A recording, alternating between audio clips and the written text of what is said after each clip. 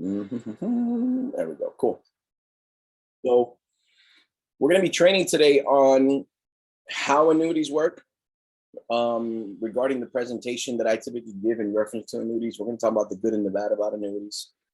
We're also going to talk about how to find annuities, because that's probably the best skill set that I can give you in this industry, is how to find the business. And the reason I say that is because you could sit in on all these classes that we run on Mondays and Saturdays, and closers colleges that we host once a month, and private. You can sit on all of that stuff, but until you actually touch it, feel it, and expose yourself to it, you're not going to really start understanding this business. And there's a saying in this industry that this business is caught, it's not taught, and it's true. This business is 100% caught, not taught. My first year, I went out on the field with my field trainer, and every single meeting for the entire year that I ever went on, not only because it was a requirement of the company, but because I genuinely wanted to learn this industry. Proprietary knowledge, proprietary information, right? Being able to learn something from someone is something that you never give back once you've learned it. No matter how good or how bad that relationship is with the person that you learned it from, if you learn something from them that you can then capitalize, you can use that over and over and over and over again, right? Intellectual property. And so my first year, I went to the field with my trainers. Every single meeting, I wrote 110 applications my first year. Every single meeting, I brought my field trainer with me on. Every single meeting, they participated from the beginning to end. And every single meeting, I split the business with them because they were giving me their time. But more importantly, they were giving me the intellectual property, right? What I needed to propel myself and make a career out of this. That's the way that I looked at it.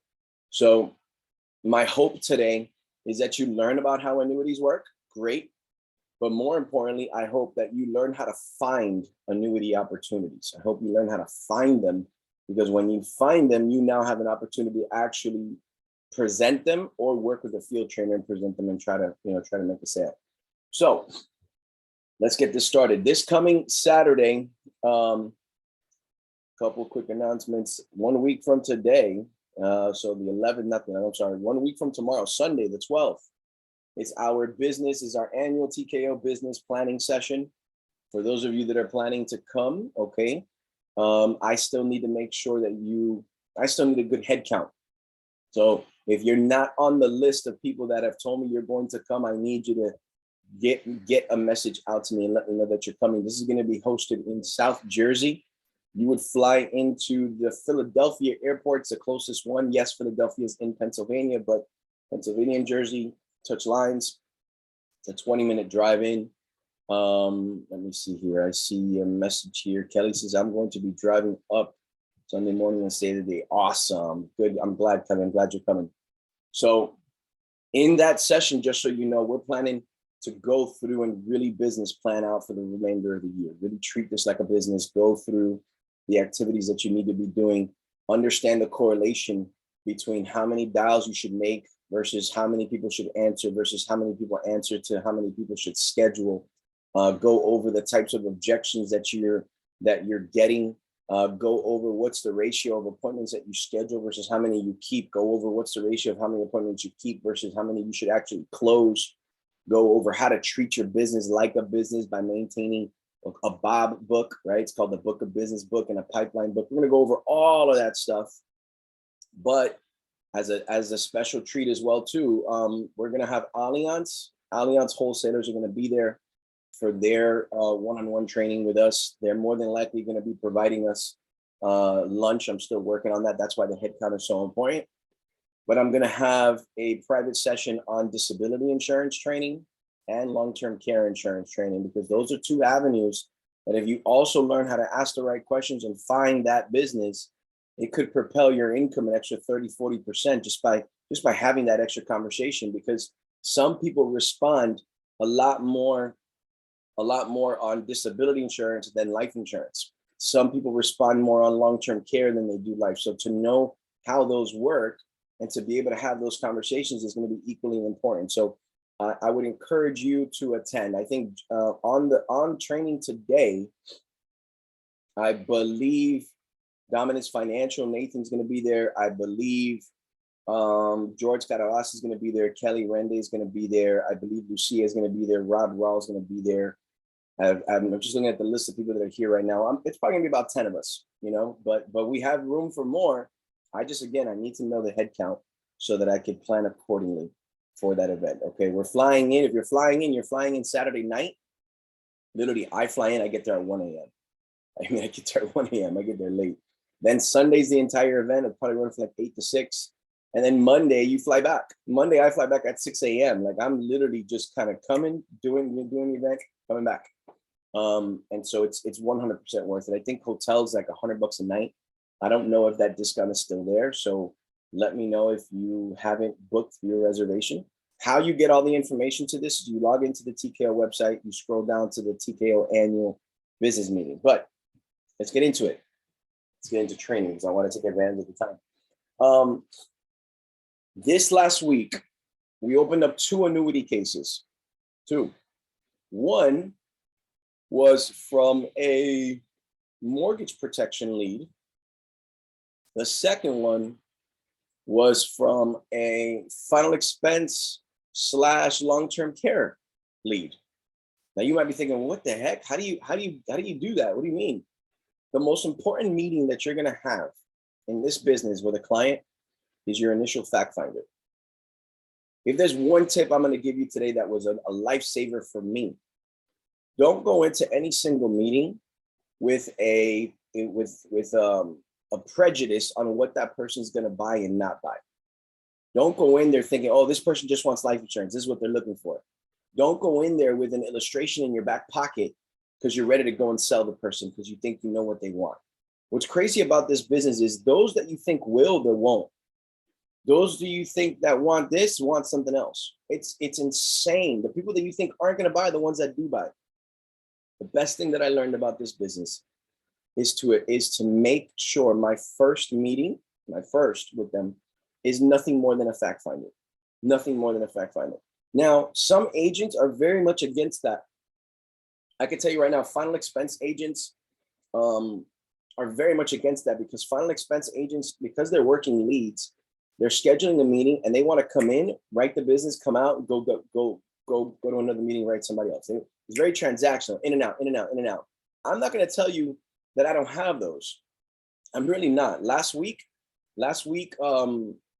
Robertson and myself went on a final expense meeting, a lead, and we wrote up 2 final expense cases on the husband and wife for a total of $2,500 of annual premium, right? So that was a very in and out transactional meeting. However, that meeting took an hour and a half. Why? Because I had a fact finder with the client. My fact finding meeting allows me to uncover other opportunities, uncover other needs, right? I went out on a meeting with Baleen this week, right? And it was very much a, hey, I'm looking for mortgage protection, right? We're looking for insurance to pay off the house in the event that something happens, right? And we presented all types of insurances. We're still interested in the term life insurance, great. But during the fact finding process, what do we find out? There's other dollars that are invested in older 401k, older investment accounts. And those relationships with those advisors are not, they're not ironclad. So the client is willing to take a look at other options within investing their dollars. And so that's a potential annuity case, a pension plan case, right? This week, I went out with Kelly Rende. We went out on a couple appointments. And in the initial meeting, before the meeting started, she had told me this person's just looking into some final expense insurance right now. She wants to learn a little bit more about it. And then through the fact-finding meeting and really just through the uncovering, what the person needs, we find out, hey, this client's got $400,000 tucked away in a couple different accounts. And about half of that money is in places that she doesn't have a very strong relationship in. And so then we found opportunities there. So why do I say that? Don't shoot yourself in the foot and try to be transactional in your first meeting, try to come in and come out. I'm not going to say that you're not going to make the sale. I know some people that are phenomenal transactional sellers. They come in, they come out, they make the sale and they go. But you don't know what you're leaving on the table if you don't properly fact find. And I promise you, if you don't properly fact find, somebody else will. And when that other person properly fact finds and finds other opportunities, whatever business you sold is going to be at risk of replacement. because I promise you the relationship is what sustains the client. I promise you that. You want to create a good relationship with your client so that they look at you as their trusted advisor. You are their trusted advisor. Trust is the first word to that. Trusted advisor. There's a lot of people that want to claim to be advisors, but if they trust somebody, you can't break that relationship. And that's what you're trying to build, is that trust. So you could come back in the second, third, fourth, fifth, sixth, seventh year, and you can cross-sell and sell additionally in a much easier fashion, because the number one thing is in play: you, the person they trust. In your first meeting, you're selling three things: yourself, the company, and the product.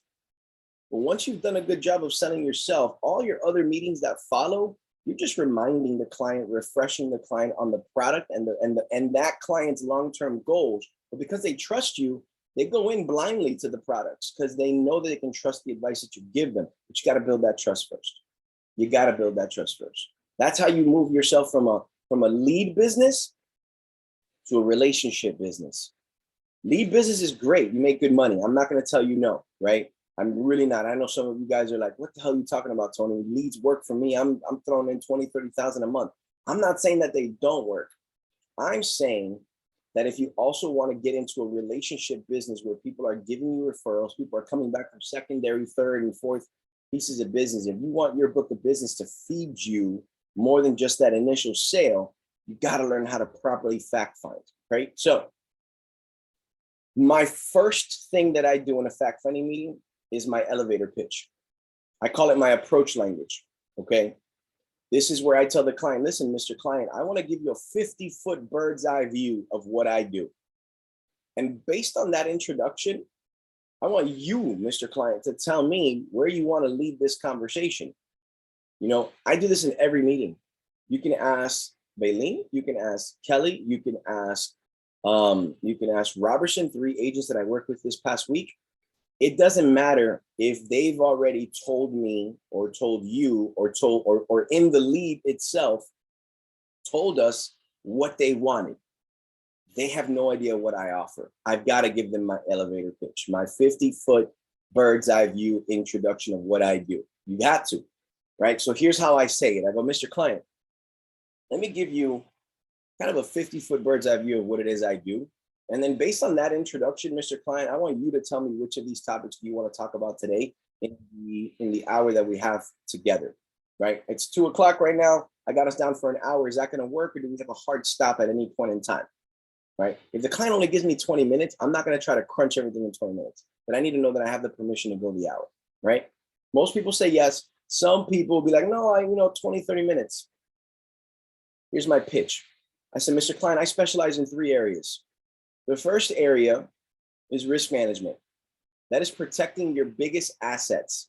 Most people agree with me that their biggest asset is their ability to earn a living, right? And when I do that, I do this. You're going to see me nod my head every time I do that. Why? Because I want them to nod their heads. There's a psychology to that. If I can get them to agree internally, they're already getting on my side, right? Right? The biggest asset most people have is their ability to earn a living. Yes. So I have to make sure from an insurance standpoint that you're protected. We're talking about life insurance. If you're not here, how can I replace your income so your family can continue on? We're talking about disability insurance. If you become disabled and you can't work, how do I replace your income? We're talking about long-term care insurance so that if you need a nurse to take care of you, there's insurance that pays for that nurse and pays for your living expenses while you're in recovery. We might even be talking about health insurance just to make sure that things are right in place. That's one sector of what I do. Mr. Client, if you have things in place, great. I would love to sit down and do a competitive analysis to make sure that what you're getting is the biggest bang for your buck and that there might not be some other options for you. The second thing that I do is in regards to wealth accumulation. There, we're talking about retirement accounts. We're talking about IRAs, 401ks, old investment accounts. But more importantly, I want to know what your retirement goals are. Because ultimately, I need to make sure that what you're doing today is in alignment with where you want to go. And the 2 areas that we're going to talk about is outliving your money. We want to make sure that you do not outlive your money when you reach retirement. And number 2, we want to make sure Uncle Sam doesn't dip into the cookie jar more than he needs to, which is taxes. Because believe it or not, that's the biggest threat to a retirement account. It's how much money is Uncle Sam tapping into. That's the second thing that I specialize in, is making sure Uncle Sam doesn't tap into your money and that you don't outlive it. Now, the third thing is called alternative investments, Mr. Client. If you have any interest in learning about e-commerce, if you have any interest in learning about credit reparation, if you have any interest in that capacity where you want to make money through Amazon stores, through e-commerce stores, or you want to repair your credit so you can get into other investment opportunities, leveraging your credit, we specialize in that department as well too. So, Mr. Client, based on that introduction, what do you want to talk about today? That's my in. Now, they might say, well, listen, let's talk about insurance. Cool. It doesn't mean that I'm not going to talk about, retirement at some point. It just means I'm starting with insurance, right? They might say, well, let's talk about retirement. Cool. We'll talk about retirement. It doesn't mean that I'm not going to bring about insurance. I'm just going to bring about it on the back end. All I'm giving the client permission to do is tell me which one do we start with first. That's really what I'm doing. That's 100% what I'm doing, right? So when I met with Kelly's 2 meetings, you know what they first start with? Ready? Health insurance. Such an easy in. Health insurance. That's what they want to talk about first. 90% of people have no problem talking about health insurance. They don't, right? So talk about health. If you're not health licensed, you know what I would recommend you do? Learn a little bit about health insurance. Learn a little bit about the websites where you can run some quotes. And if the client decides that they want to take action, refer it to one of the health agents in here. Yes, health insurance might pay you $20 if you have your health license. It's not a lot, but it lets you cross-sell into other avenues. It genuinely does, right? It genuinely lets you go, hey, listen, this health insurance has a $5,000 deductible, but I can take care of that deductible with this life insurance policy that has living benefits, or this critical illness policy that covers, that piece, or there's so many other areas that you can cross-sell into to not just sell health. I think right now, while we're in open enrollment period, me personally, I think I've written 7 health cases. Every single health case I've cross-sold something else. Every single health case, even if the smallest cross-sell is a dental and vision, and that dental and vision pays you $150, to make $150 for a 1-hour meeting is well worth it, in my opinion, right? But if you can get into an IUL sale, you can get into a term sale, a GUL sale. Now all of a sudden you got $80, $90 a month in insurance premiums. Now you're talking about $1,000 in annual premium. Like it's a different cross-selling makes you more money is what I'm getting at. But listen, let me keep focusing on the annuity side of it. So here are the questions that I ask. It doesn't matter if it's a health conversation, a life conversation, an e-commerce conversation. It doesn't matter. I'm always going to ask these questions. They have no idea why I'm asking it. They think it's relevant to maybe the insurance. And some of it is, but a lot of it is not. A lot of it is trying to see if there's an annuity opportunity. Here's my questions. Mr. Client, do you happen to have any old 401ks, old IRAs, investment accounts in place? Look how simple that is. You might think, well, what's the magic? There's no magic. If you don't ask, they won't tell. Some people have this little voice in the back of their head saying to them, oh my God, I don't want to ask them that. It's confidential. That's their personal information. You'd be amazed how many people have no problem giving you word vomit. They will tell you their life story if you're just willing to listen. I'm dead serious. I've been in this business a long time. Clients have told me some things that, to be quite frank, even I was like, bro, you should not have told me that. Like, I am not the person that you tell this to. I mean, you become their therapist. You do. I mean, people are, well, I have this account, but my wife doesn't know about it because I give this money to my lover. What? Wait, what? Hold up.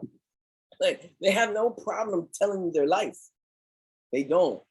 Now, your biggest question is, well, what do you do with the client that does? What do you do with that client that, is a little bit hesitant to give you information? I'm not going to say that doesn't happen, right? If they ask me, well, what's the purpose of that question?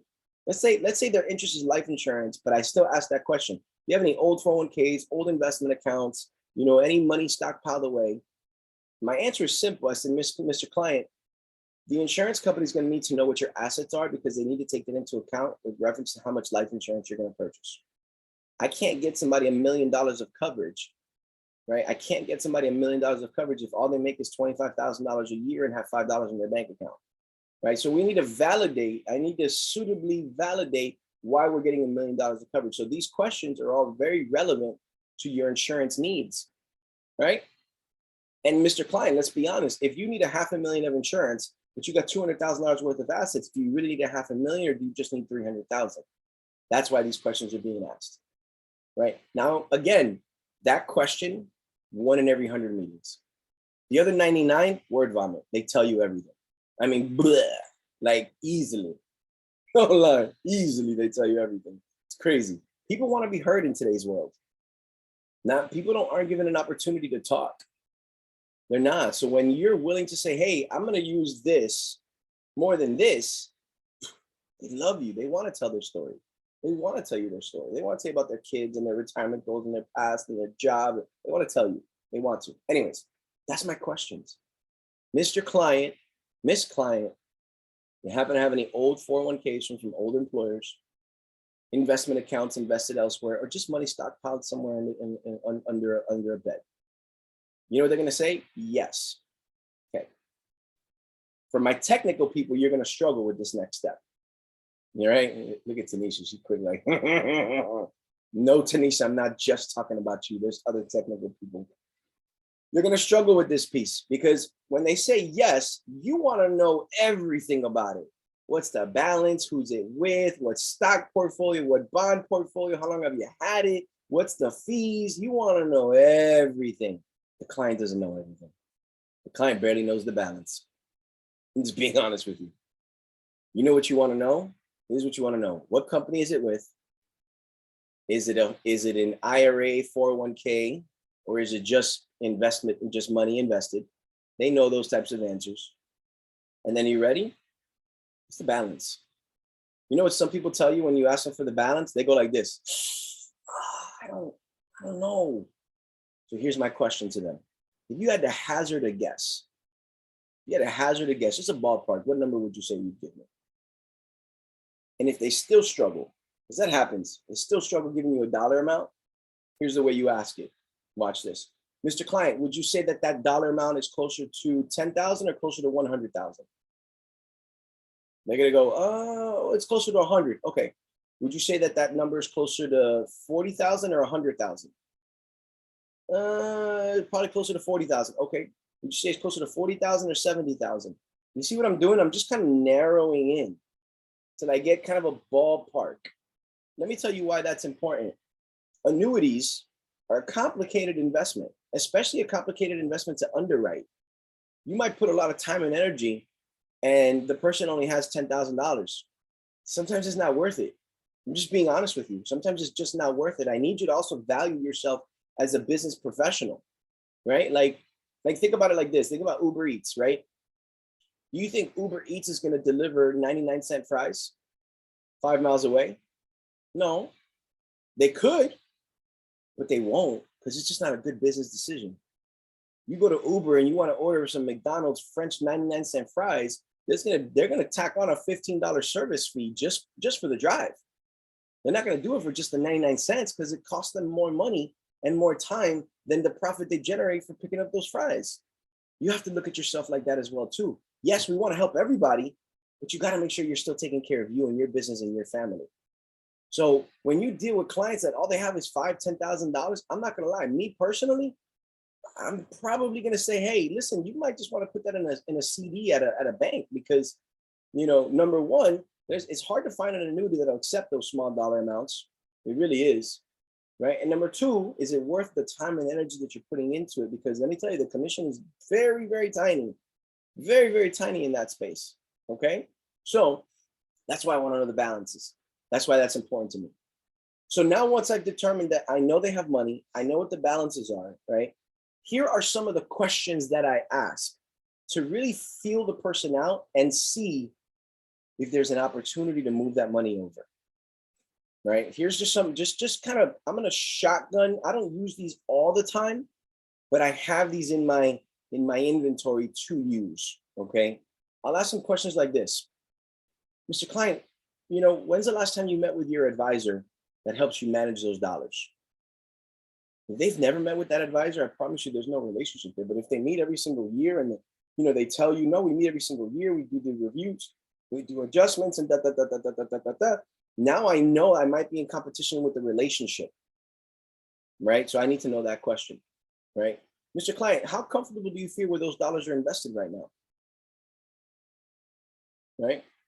Mr. Client, do you know if those dollars are designed for lump sum withdrawal or lifetime income withdrawal? That's a beautiful question, guys. That one right there, because this is what most people will do when they hear that. Wait, what? Huh? I don't know. It's true. Mr. Client, do you know if those dollars are designed for lump sum withdrawal or lifetime income withdrawal? I don't know. Now they're curious. Well, what do you mean by that? What the heck does that mean?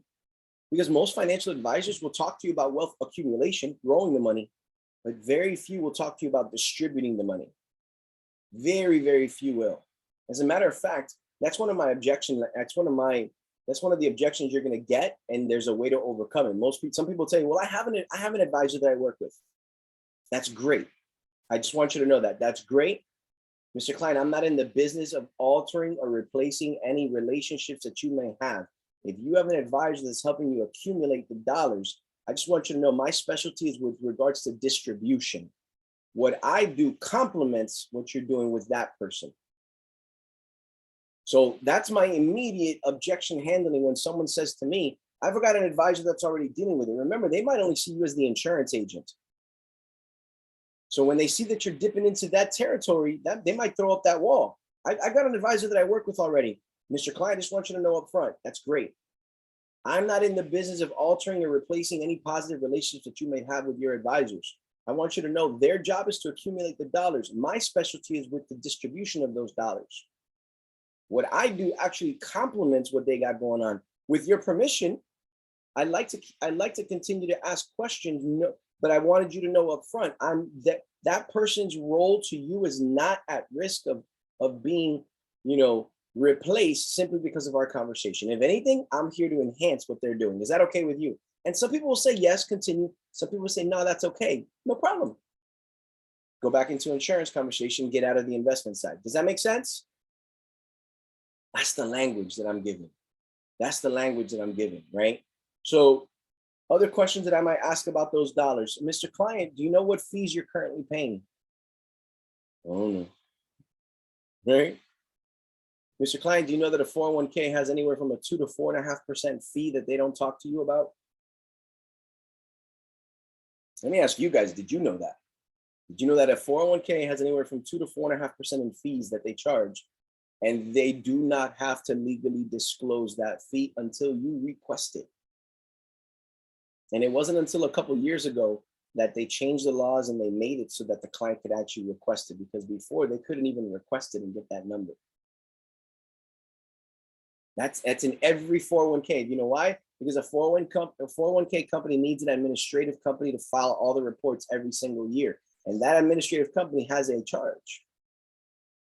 That's the truth. So those are the conversations that I'm having with people with regards to their dollars. I want to see how secure they feel about it. Now, don't get me wrong, guys. You're going to get some people that are going to be like, listen, I'm good. I'm working with a family advisor. It's been, help my dad out, help my mom out. They're helping me out. I meet with them every single year. I'm really happy with what they're doing. Like, if you see from the body language and you see from the words that the client is saying that they genuinely have a good relationship with that person, don't try to step on those toes. Build more of a relationship with them on the insurance side. And maybe on the second or the third time, second or third year of our review, and you've built enough of a solid relationship, you can then kind of question it again. But don't try to force your way into that. Don't try to force your way into that, because if they feel like their advisor that they trust is being threatened by you, they might say, hey, listen, I'm good. Don't worry. I came to you for insurance and you're coming after this over here. You're not even going to get insurance from me any longer.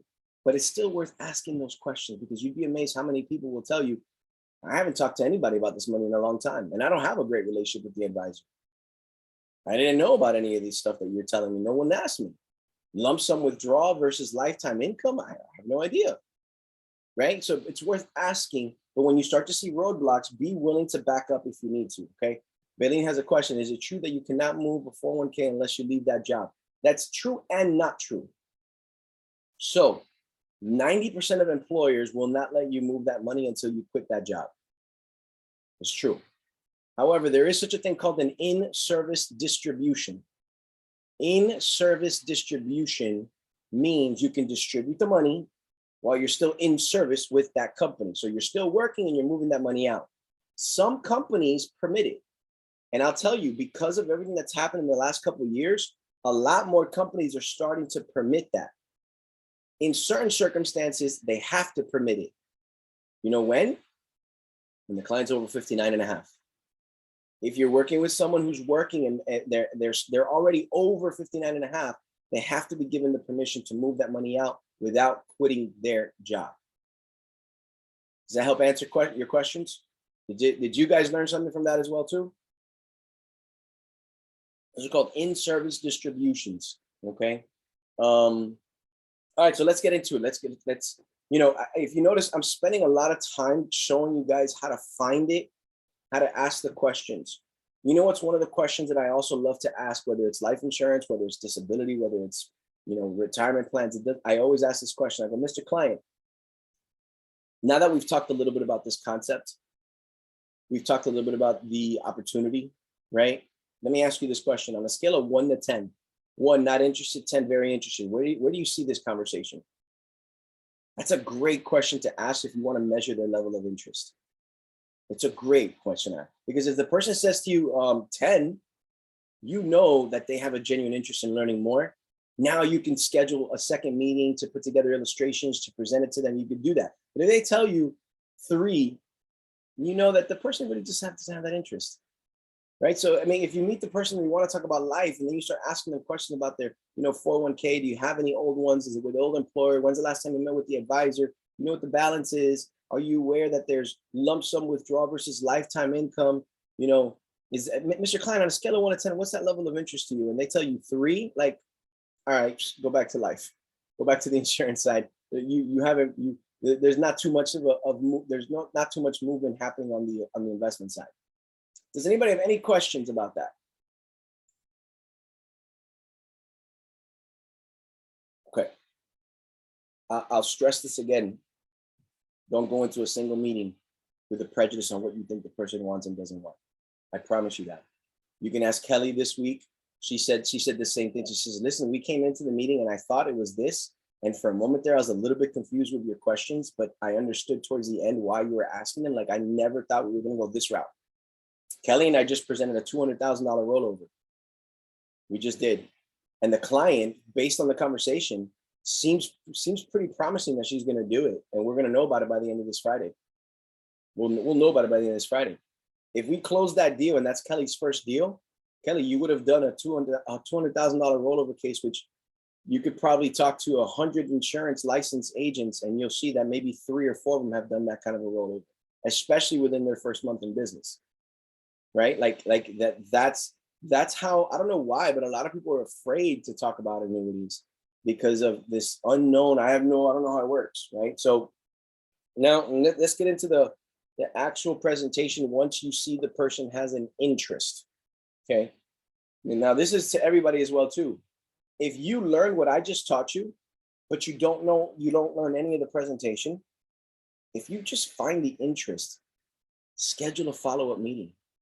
Tell the client, Mr. Client, I think I have something that would make a lot of sense that you would really love, but I want you to talk to my specialist. I have a retirement specialist that works with me that really focuses on that side of it. My specialty is more on the insurance side, but I'm glad I asked these questions, but it's because it seems like there's a potential retirement opportunity here. Can I schedule a time for you to meet with me and my specialist in the next day or so? And schedule the meeting, and then you know what's going to happen? You get on Voxer. Whoa, Tony, I opened up a case. Here's what I learned about them. They've got this much money at this company. I asked them if they're happy with their advisor. They're interested in learning more. Can we meet? You found the case. Now you help learn to close the case. Simple as that, right? So here's what I do.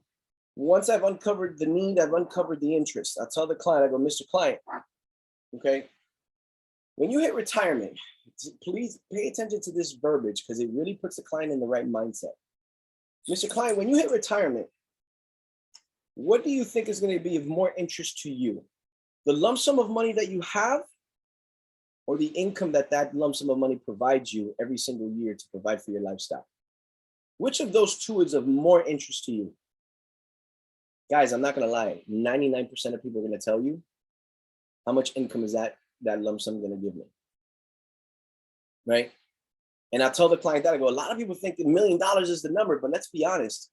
It's not about having $1 million in the piggy bank. It's about seeing how much that $1 million can give you every single year for the rest of your life. Because, I mean, if you live $100,000 life right now and you've got $1 million, that means you're only retiring for 10 years. But if that $1 million could give you $85,000 a year for the rest of your life, what's more interesting to you, the $1 million or the $85,000 a year for the rest of your life? You notice how I said that, and Lucia immediately is like, that's how your client reacts. Mr. Client, what's of more interest to you when you hit retirement? The lump sum money that you have, or the income that it gives you every single year that provides your lifestyle for the rest of your life? What's more important to you? They're going to tell you income. Great. Mr. Client, are you aware that the biggest threat to any retirement is outliving your money? Just complete, like literally waking up one day and you're in your mid 70s and poof, money's gone. You got to go back to work. You got to go call your children and see if they can financially support you, or you got to go apply with the government for some welfare programs. None of those three are options you want to take. But unfortunately, if you run out of money and you're in your mid 70s and you still got a good amount of life left in you, you might not have a choice but to accept one of those three. Right? Mr. Client, have you ever gone to Walmart before? Yes. Mr. Client, how old is the greeter at the door? I've never gone to your Walmart. I don't even live in the state you live in. But how old is the greeter at the door? He's older, isn't he? You think that was their plan at 70, 75 years of age? No. But that's unfortunately the only choice that they have. They've got to go back to work.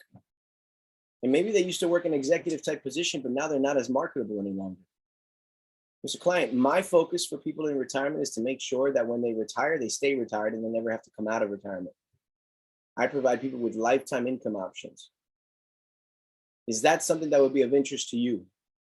Mr. Client, do you have that right now in your current portfolio?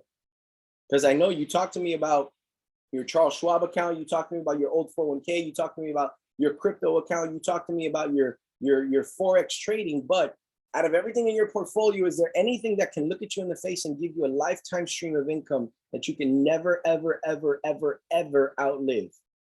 No. Would having that added to your portfolio enhance your finances? Yes, it would. You see the questions that I'm asking? I'm getting him in that mindset of income for life, income for life, income for life, right?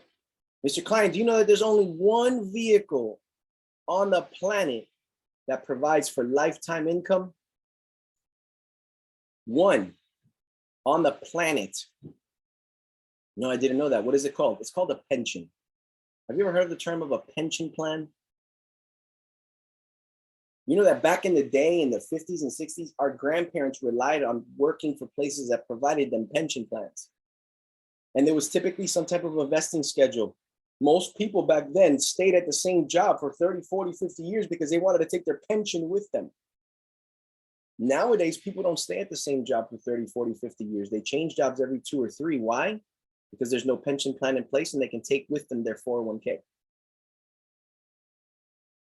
But that's why pensions are so attractive, because it's an income for the rest of your life.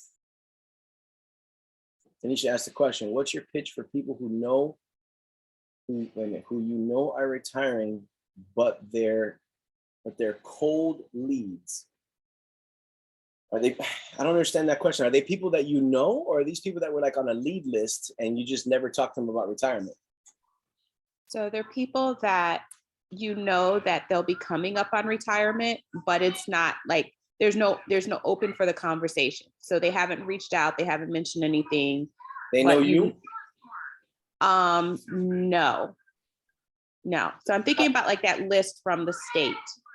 So like, how to kind of approach people in that scenario.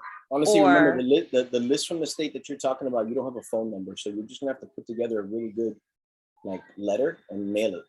Right. But that's what I'm talking about, because the opens, that's what I'm trying to develop in my head is, the way to write that letter, the headlines to use, Yeah. So let me explain, but let me give everybody the backstory on that. You can contact your state, guys, everybody here, you can contact your state, and they should provide you a list of people that are participating in the state pension plans. Why? Because you're taxpayers, it's public record. And they'll give you a list of all the employees that are participating in the state pension plan, what their names are, what the balances on their accounts are, what their expected retirement is, everything except for their phone number, but you'll typically get their address. Now, you won't get high-risk officials. You're not going to get government officials. You're not going to get police officers, right? Because their identity needs to be protected. But you can get that list. Now, when you get that list, what you want to do is put together a letter that's more customized, as though your firm specializes in working with them. That's really what I would do. So if it was me, I'd put a list and say, it'd be Florida employees. Are you aware of your options that are available to you with your pension plan? Are you aware that that pension plan can actually be taken out of the state's hands and put into your personal hands, into a pension plan that gives you more money than the state provides you when you retire? Our firm specializes in working with state employees that are nearing retirement, that are considering their options as to what's going to give them the most amount of money. Call us today, kind of stuff. That's kind of the way I would bring that up. Okay. Baleen asks, what if someone is retired with a pension? Can you still help them? Also, if people are adamant in meeting with you without a spouse, is that okay? Okay, so Baleen, someone that's currently in retirement, you could still talk to. I would encourage it, because they're already in the retirement phase. It's a matter of figuring out, is the money tied up? Some pension plans, once you turn on that button of income, you can't go back. But some of them, you can turn that off and reallocate the money. So it's worth talking to them about it, because again, it's another fact-finding opportunity. Maybe you don't find a retirement conversation, but you find a final expense conversation there. Maybe you don't find a final expense, you find a Medicare conversation. At the end of the day, if you can get into a conversation with someone about finances, get into it. It's why we have so many other avenues. It's why we have credit repair. It's why we have, health insurance. It's why, all of those things, they don't pay a lot of money, but they get you into a financial conversation that lets you ask questions to cross-sell. That's what it's about. Okay. If people are adamant with you about meeting without the spouse, look, if they're adamant about it, it's for one of two reasons. Okay. In my experience, it's one of two reasons. One, they're afraid that they're not going to get the support of the spouse, in which case then you just got to respect it and cross your fingers that that person can make a decision without the spouse. Or two, they're hiding something about their finances from the spouse. One or the other. Now, unfortunately, there's a little bit of a stereotype to this, and now I'm giving this to you from my personal experiences. This is not like something I read in a book or a census or Forbes magazine. This is from my experiences. If the woman is adamant about the spouse not being there, it's typically because the spouse doesn't want anything to do with financial conversations. It turns his stomach. So she's the one that makes those decisions. Now, again, you still got to cross your fingers that she doesn't have to sit with him at some point and get him to give the green light, right?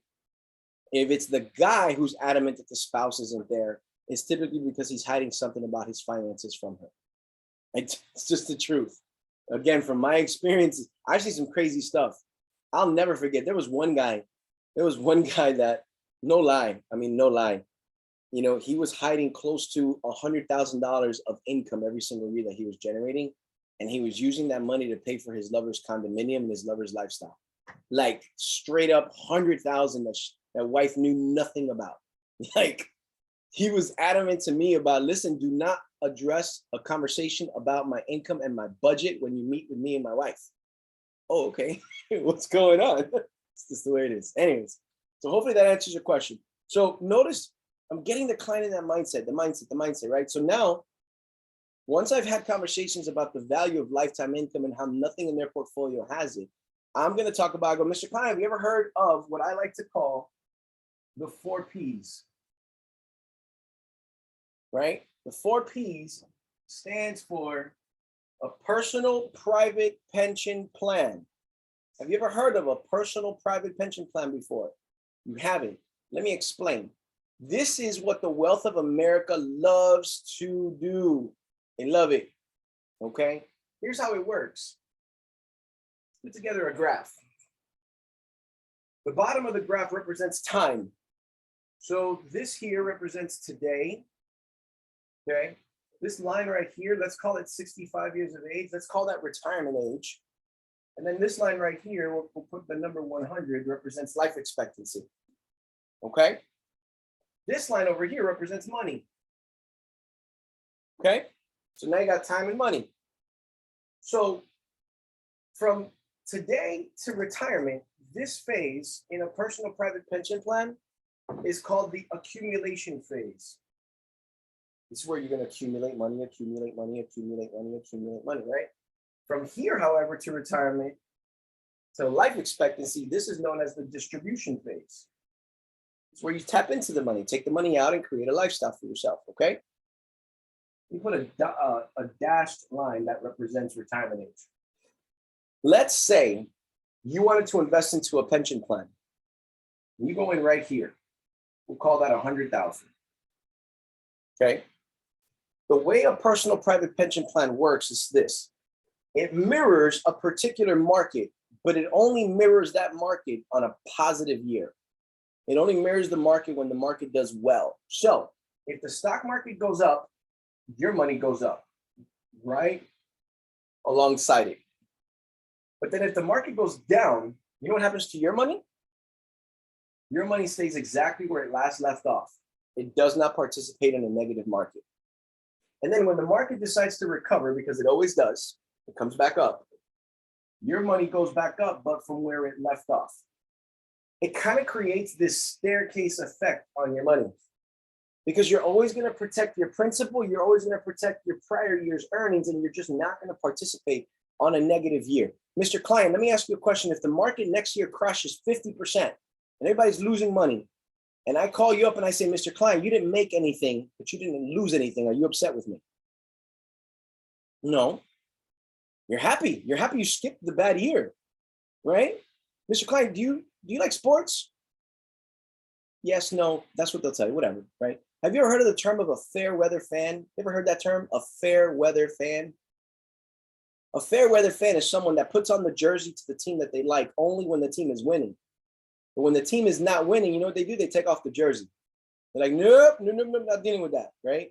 Like the Chicago Cubs, no one's put on their jersey in like 30 years. I'm just playing Chicago ones. I'm just playing with y'all. But you know what I'm saying? That's what a fair weather fan is. The game is good. I'm putting the jersey on. The game is bad. I'm taking that jersey off. I want nothing to do with the team, right? So imagine if you could be a fair weather fan with your money. When the markets are good, my money's in. When the markets are bad, wait, you ain't hurting my money. I'm not playing during a negative year with you guys. I don't want nothing to do with y'all during negative numbers. Positive numbers, I'm in. Negative numbers, out. No, not gonna happen. That's what happens during this accumulation phase. Your money grows like this. The rate of return on average is about 6 to 8%. 6 to 8% long-term without that market risk. This is the type of investment where if you call me, I'll answer, right? But you know that money you have with Charles Schwab, if the market crashes, Charles Schwab investment advisor is on vacation. They don't answer during a negative year because they got bad news to tell you. Man, I'm sorry I invested your money wrong. You lost it, right? This is how a personal private pension plan works during this accumulation phase, which, by the way, I work with companies that have 0 to 1%, if any, in fees for this. Primarily zero fees. Now, when you finally hit retirement, you're like, yes, I made it, retirement. You're gonna have a few options for distributing the money. The first option is the very common option that Charles Schwab's, Merrill Lynch, Morgan Stanley's, Edward Jones offer you, which is lump sum. Give me my money. I'm done. Want nothing more to do with you guys. I'm taking my money and going somewhere else. Cool. That's one option. Second option, however, is, hey, if I keep my money with you guys, how much are you guys willing to give me? If I keep that money there, how much are you willing to give me? That's called lifetime income. A paycheck for the rest of your life. For the rest of your life. So what they do is they figure out how much this number is worth. Let's say this number is $1 million. And they give you 6% for the rest of your life. That means you're going to get $60,000 a year for the rest of your life, for the rest of your life, for the rest of your life, for the rest of your life. But wait a minute, $60,000 a year from $1 million means that after 16 years, all that $1 million is gone. What happens on the 17th year? What are they going to give you? Lifetime income. You're going to get it for the 17th year, the 18th year, the 19th year, the 20th year. I don't care if you live to 200 years of age. They're going to keep giving you that check for the rest of your life. You never have to worry about outliving that money. But what if I don't live 16 years? What if I only take out 10 years worth of my own money and there's still money left over? Well, what happens is as you take money out, your money goes down this hill. If you pass away here and you still have a remaining balance, that balance will go to your family as a death benefit, which means what? They're not keeping your money. Your money is yours or your money belongs to your estate. And in some states, not all states, but in some states, there's this third option. This third option is a long-term care option, which means if you develop a sickness that requires you to need a nurse to take care of you, we're going to give you twice the amount of your lifetime income to help offset those medical costs. Now, here's the other cool thing about this. I work with companies that let you jump back and forth between these options. You want to take a portion of your money lump sum and take the rest of it at lifetime income? Cool. You want to begin lifetime income for 5-10 years and then stop and take the lump sum? Cool, no problem. But let me ask you a question, Mr. Client. When you hit retirement, when you hit retirement, would you agree that having choices is something you want to be able to have? And not have to make the decision up now, not have to decide now when you haven't hit retirement, what you want to do with your money. I work with companies that give you choices. Now you might ask, well, Tony, that seems great, but how is it a 0% fee? I don't understand. What's the catch? Here's the catch. Most of these companies want a long-term relationship of anywhere between 10 to 15 years. And the reason why, you're working with for-profit companies. You're working with profit companies. These are companies that have to make a profit. So if they're making money, you're making money. But if you're not making money, they're not making money. They're not happy. You're working with a profit-sharing company. That's powerful.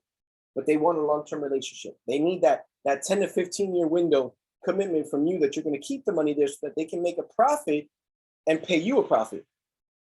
If you leave before that time period that you signed up for, they're going to charge you a penalty. That's why they're willing to say, hey, we're not going to charge you any fees, but stay with us for a long period of time. Now, Mr. Client, you're 42. 15 years from now makes you 57. You haven't hit retirement yet anyhow. So your 401k and your IRA and all that stuff is still unaccessible without penalties. That's why I thought this might be a good solution for you. Now, Mr. Client, if I told you that this environment was creditor safe, you can't be sued, garnished, or levied against that money. Tax deferred, you're not paying taxes on this money while the money is growing, regardless of where the money came from. And gives you all of these choices, makes you 6 to 8% without market risk. On a scale of 1 to 10, where do you see your level of interest? 1, Tony, not interested, get out of my face. 10, Tony, I'm really interested. What the heck does this do? Well, I want this. I want to know more. You know what most people tell you after that? A 10, I want to know more. Okay, great. Here's what I like to do. I'm a broker. I represent many, many companies. I don't want to tell you that I have the answer to which company. I just know that I have many companies that offer this one. I want to shop out the market and see which one is the best one for you. Okay, here's what I need. I just need a little bit of information. I need your full name. I need your date of birth. I need roughly the balance. And I just need to know, is that money IRA money, 401k money? Like, where is that money invested? Is it just checking account money? Like, I just need to know that information. Is that okay with you? And obviously, I also need to know what state you're in. The state helps me determine which products are approved in that state. Baleen, you say to me, I need this. You know what's crazy, Baleen? Yesterday when we met with your client, this is what I was talking about. This is exactly what I was talking about with your client. So next week when that second follow-up meeting is there, it's to show this. Because my next meeting, guys, just so you know, notice I didn't bring any illustrations with me. I didn't talk any companies. My next meeting, I bring an actual illustration from a company, a presentation where the numbers are scheduled out. Okay, the numbers are scheduled out. This is what it does on year 1, on year 2, on year 3. And at that point, the client can look at it and go, oh, wait, I like this. I want to apply for this, or let me think about it, or I'm not interested. That's the truth. This is this. It's called a personal private pension plan. You know what this is in layman's terms? Just so you guys know, it's an annuity. It's an annuity. I'll tell you why I don't like using the word annuity. Okay. Back in the 60s and 70s and 80s, annuities were horrible. They didn't give you all of these options. They gave you one option, lifetime income. But the problem was, if the person died and didn't take all their money with them, that money stayed with the insurance company. So instead of it going down this hill like this, like the balance reducing little by little, it fell off from the cliff. So it was like, well, what if the client only takes 1 year's worth of income and then dies? What happens to the remaining balance? Well, the insurance company keeps it. It was horrible. It was horrible. Annuities don't operate like that any longer. Annuities now say, hey, listen, if you don't use up all your money, you know, and you pass away prematurely, we'll leave the money to your family as a benefit. And if you want to turn off the income and take the lump sum, we'll give you that option as well too. So they've become very, very attractive. But I don't like to use the word annuities because of the stigma that it has. So I use 4 P's, personal private pension plan, because that's really what they are. If you win the lottery, you're given 2 choices. Do you want this lump sum minus taxes, or do you want a payout? You know what the payout is? An annuity. It's an annuity. You get sued, right? Or you sue a big company and the company settles with you and they give you a settlement. It's an annuity. It's a payout. You work for the state and the state provides you a pension. It's an annuity. It's a payout. There's only one investment on the planet that provides lifetime income. Now, this is a personally managed account. If you go to an employer account, it's called a pension.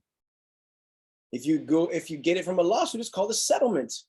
But at the end of the day, it's this. It's this, it's this, it's this. It's the only lifetime income option. People try to create this with real estate. Let me buy some properties. Let me put some tenants in it. I'll charge them rent. I'll live off the rental income and that'll be my pension. Yeah, you're right. But what if the tenant doesn't pay their rent? What if the tenant loses their job and now they're unemployed and now they're living underneath that house that you need income from for 2, 3, 4 months? You got to file an eviction. What if the AC breaks in that house and now you got to spend $5 grand to fix that house? There's so much risk involved. So yes, you can, but a house and real estate is more hands-on. You still gotta be a part of that. This is hands-off. This is turnkey. That's what it is. It's hands-off. Set it and forget it. Y'all remember that commercial, right? With the chicken and the rotisserie? Set it and forget it. Same thing. Same thing. Same thing. What companies are we using for this? Well, we could use Allianz, we can use Silac, we can use Fidelity and Guarantee, we can use Athene. I mean, we have so many companies that we can work with that offer this. And just so you know, all of your licenses gives you the authorization to sell this as long as it's an index like this. You cannot do a variable annuity because you don't have securities licenses. You can do a fixed annuity, but it doesn't really pay high in interest. But an indexed, phenomenal. And let me tell everybody here, this is everybody here. If you still have a 10-year time horizon before retirement, you need to get one of these. You need to get one of these. I'm not telling you this is the answer to all of your financial needs. It's not. This doesn't solve short-term goals. This is not for the aggressive investors. This is not like I invest aggressively and conservatively. I have index funds, but I'm also in crypto. I'm also in real estate. You know what I'm saying? But if you got 10 years or more, so Lucia, 34 years of age, phenomenal age. 40 years of the more time you have, the more you need it. If you got 10 years or more left before you retire, gold. Gold. I'm talking about gold. If you've got less than 10 years left before you retire, I'm not saying that it's not a bad decision, but it's more like silver, right? Gold's got a bigger value. This is more like silver. Like it's still going to do well for you, but the more accumulation time you give your money to compound and grow, the bigger and bigger and bigger and bigger it's going to be. I've run illustrations for 40-year-olds where they put a $250,000. They got $1.3 million by the time they hit retirement because they gave 20, 25 years for this compounding to happen. One of the questions, let me see here. What's retirement age? I'm retiring early. Baleen, that's up to your decision. You're right. Retirement age is it's your number. I'm 38 years old. I got another 12 years left. I plan on being done by 50. That's my first phase of retirement, where I'm looking to leave the country and work from a more consulting standpoint in this industry, maybe 30, 40 hours a week, but do it somewhere. That's my age, right? But by 60, I want to be completely done, right? It's up to you. It's whatever it is to you. I use 65 because that's the more commonly used age for retirement nowadays. Tanisha asked, on the companies we have access to, what's the minimum people have to put in to get started? So that depends. Some companies, $10,000 minimum, some companies, $20,000 minimum. I will tell you this, every company has a liquidity minimum as well, which means that after the person invests money in here, they still need to have anywhere from $10,000 to $20,000 liquid elsewhere in order to get approved for this. Because this isn't let me sign up. You still got to get approved for something like this. There's still suitability that you need to go through. Some of these products give a bonus. So if you ever meet with a client that has an annuity and they're within that 10-year window, and the client's like, man, I'm going to pay a 6% fee to get out. Well, I have some that'll pay you a 10% bonus to come in. So you might pay 6% to leave, but I'm going to give you a 10% bonus. So you're still netting a 4% profit by making this move. So it's not out the window to talk about it. It's good to run a comparison, run an analysis. And let me tell you how badass our annuity specialist, her name is Donna McLaughlin, guys. She will do more. That's probably the best department. It's one of the biggest reasons I love partnering up with UMS. She'll tell you, hey, send me the annuity you're competing with. I'm going to break it down and chop it up into pieces compared to what we have to offer. And I'm going to find something that's better than what they currently have. And then she'll get with you in a Zoom meeting and help you, chop it up and role play. She'll even get in a Zoom meeting with you and help you sell it. So she'll even help you with the client meeting. She'll help you with the application process. She'll help you with the paperwork, making sure that everything is filled out right before you submit the business. Like Donna is a beast in that world. I don't run illustrations. I don't. I call Donna, here's what I got. Can you run me an illustration? Here's what I'm thinking. And sometimes she'll be like, I agree with what you're thinking. Or sometimes she'll say, hey, have you thought about this before? Cool. And she doesn't help me with client meetings because I can handle my own and I do my own client meetings. But to have that in your back pocket, independent world doesn't know nothing about that. That's one of the many benefits of partnering up with TKO, because most independent platforms don't give you that. They don't give you a specialist that works in that world. Any questions? Any questions?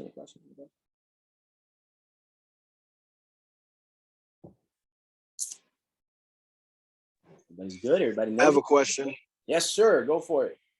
So I have an older gentleman who has about like 80 grand. I think he's almost 80 years old, actually. No, maybe late 60s. Okay. He's looking to do an annuity. He speaks 90% Spanish.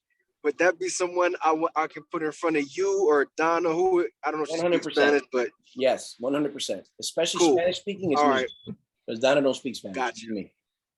Okay. Okay, good.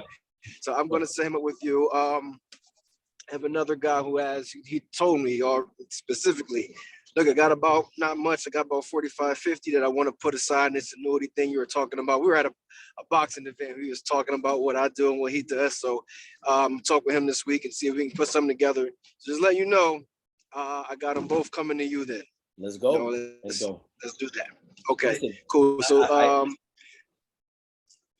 go ahead. What you going to say? I'd say, listen, guys, just so you guys understand, when it comes to health insurance specialties, that's why I partnered up with Rob. Rob knows that world a lot better than I do. When it comes to e-commerce, is why I partnered up with Carlos Colon. He knows that world better than I do.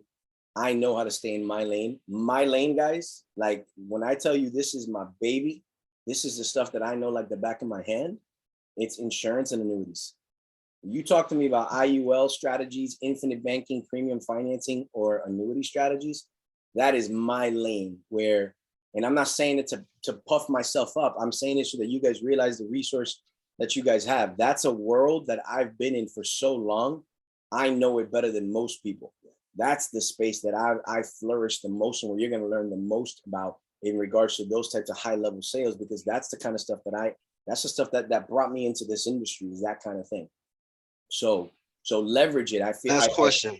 I say that, and I'll get to you right now. I say that because I want you guys to genuinely try to find more of those cases. Don't be afraid of those bigger tickets. Don't be afraid of, oh my God, this guy's got $200,000. I'm afraid. No, let me just try to sell him a term policy. No, I promise you, get me in front of those people, and you're gonna see I'm a 90% close ratio with those types of cases. We'll close on those deals. You'll look. What's her name? Kathy Lowell. Two weeks ago, she made $13,000 in commissions from an annuity referral she sent me. She didn't even sit in on the meetings.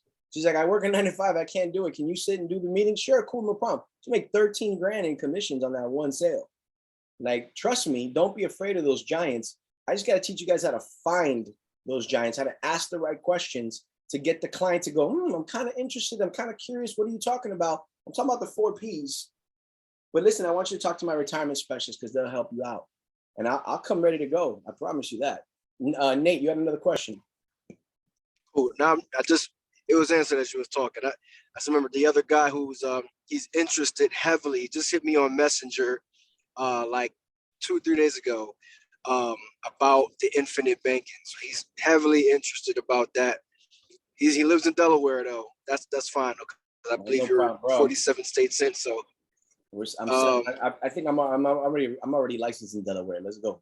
Set up a Zoom meeting. yeah. All right. Say less. I got you. All right. That was all. That's all I had to say. All right. Thanks, man. Yeah. Any other fact-finding questions? It's one of the reasons I like to record these trainings, because I know that I gave a bunch of them in this recording that you can go back to. But I think I covered the majority of them, to be honest.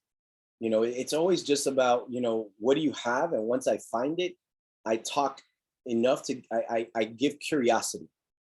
So the question is simple, do you have any old 401ks? Do you have any old investment accounts? Do you have any money tucked away? Another question that I ask, not often, but I do ask it, are you going to be inheriting any dollars from family members at any point in time? Right? At the end of the day, you're looking for lump sum money.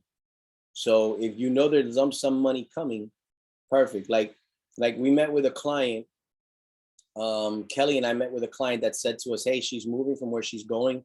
She's moving to Florida, but she's not going to be moving until April. And when she does, she's going to generate about $130,000 worth of profits from the sale of her home.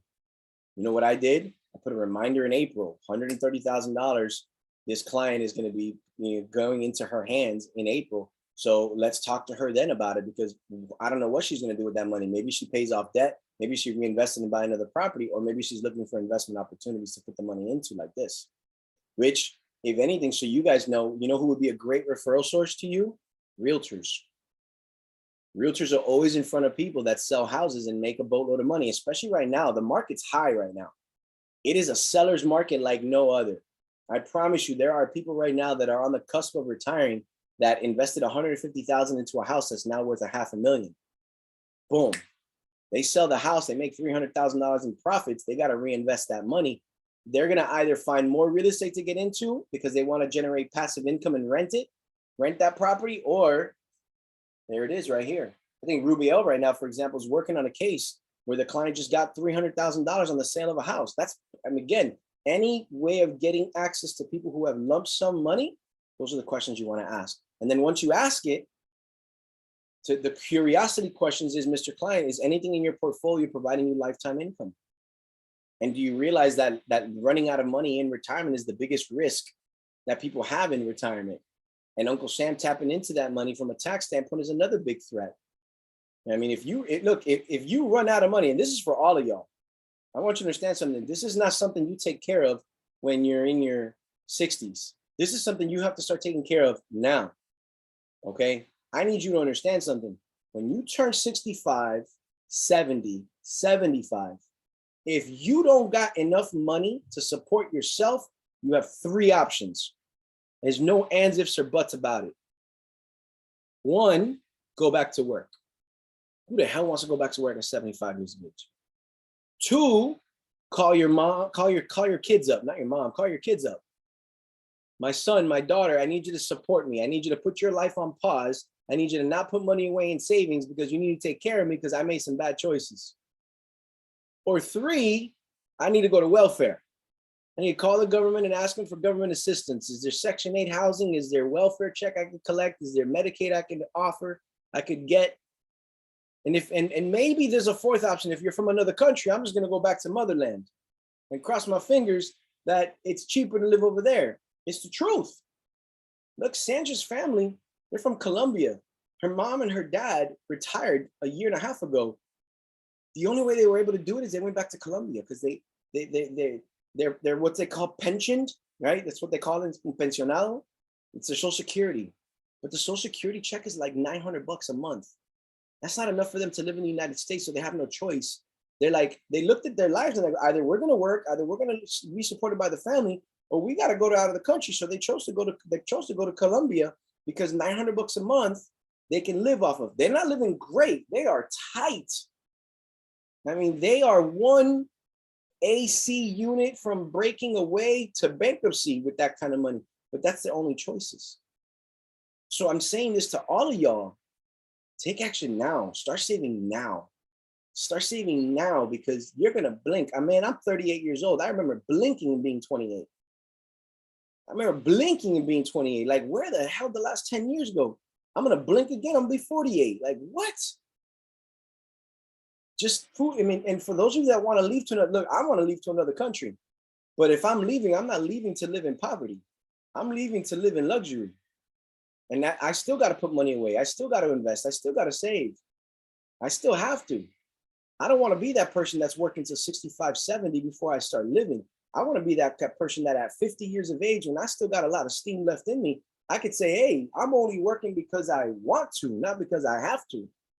That's a very different conversation. And I can look at my kids and say, hey guys, you're never gonna have to pause your life to financially support me because I got my stuff in order. When you guys were kids, I got my stuff in order. But you gotta make a decision. I don't care if it's $100 a month. I don't care if it's $50 a month. Do something, please do something.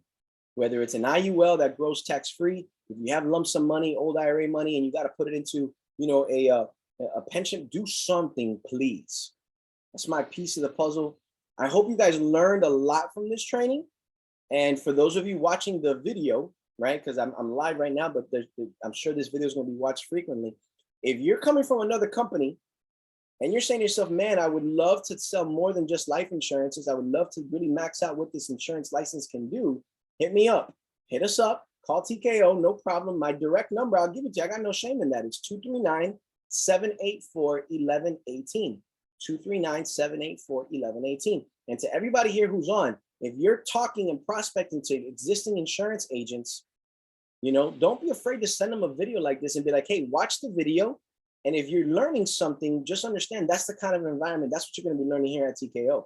It's not just about selling final expense and simplified issue. That's not what we are here. We're a full financial services agency, and we're going to learn holistic financial planning the right way, making sure we're recommending the right things for the right clients and making sure that we are maximizing what this license can do. I'm going to stay on for about another minute. Okay.